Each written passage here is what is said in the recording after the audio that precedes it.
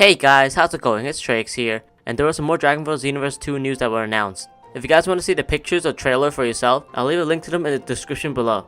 On the official Japanese Dragonball Xenoverse 2 website, they added some updated information. Xenoverse 2 will be released on November 2nd, which is 5 days after the release of Xenoverse 2 in the rest of the world. If you guys didn't know, Xenoverse 2 will be released on October 28th everywhere else, and it's kinda strange to see that Japan will be getting the game later than the rest of the world. Usually it's the other way around, and it was like that when the first Xenoverse game released. There will also be data transfers between old gen and new gen consoles, meaning that you can transfer your data from PS3 to PS4, and I'm assuming you can do the same thing with the Xbox as well. The reason why I said that I assumed that Xbox will have data transfers as well is because Xenoverse 2 is exclusive to the PS4 in Japan, so they didn't say if you could transfer data from the Xbox, but I'm pretty sure you'll be able to.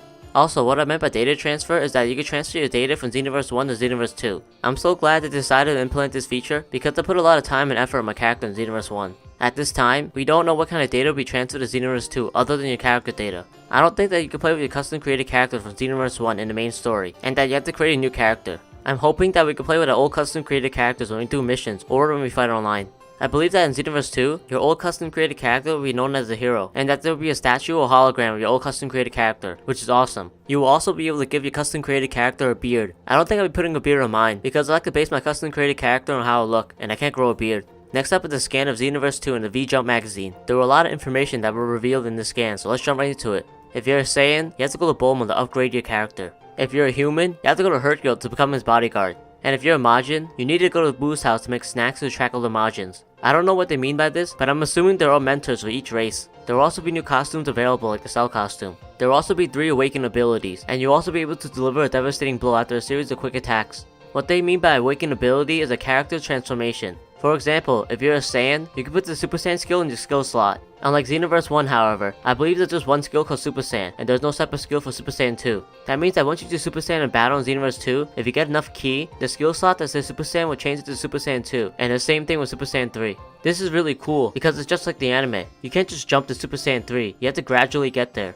In Xenoverse 2, there will be a new villain added to the main story, and that is Timebreaker Bardock. I don't really know too much about Timebreaker Bardock, other than the fact he appeared in Dragon Ball Online and Dragon Ball Heroes, so it'll be interesting to learn more about him in Xenoverse 2. It is now confirmed that Black Goku is the character you unlock when you pre-order the game. We kinda knew that, but it's nice to get a confirmation. We also learned that Trunks became the first Time Patrol after seeing Future Gohan die, which is really interesting. They also teased that Android 16 has something in his eye. They didn't say what it is, but it sounds bad. I'm going to assume that it's being controlled by Toru and Mira.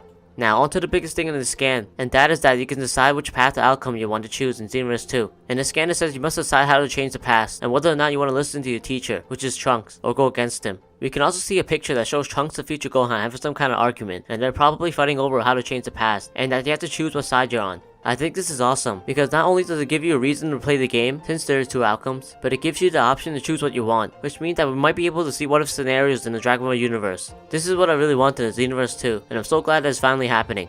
And last but not least is a new trailer showing the Human and Namekian transformation with custom created characters. In the trailer, it shows that the Namekians will indeed be able to become giant, and that humans will get the flying Nimbus and the power pole. This is so awesome, I can't wait to play as the Namekian to try out the transformation. However, I wonder how they're going to balance out the classes now that we know the Namekians will be able to become giants. Maybe when a Namekian becomes giant, they become easy to hit since they're so big.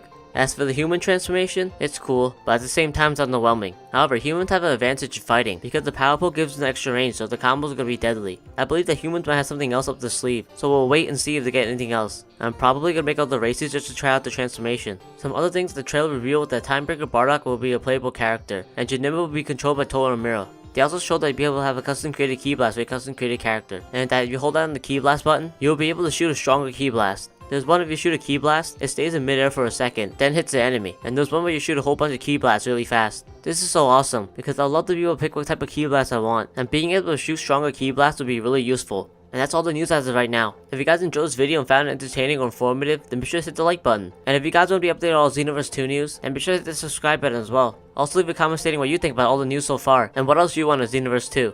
Thank you guys so much for watching, and I'll see you later. I wanna be the very best that no one ever was.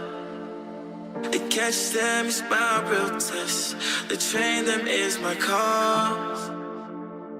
I would travel across the land, searching far and wide. Each Pokemon to understand the power that's inside.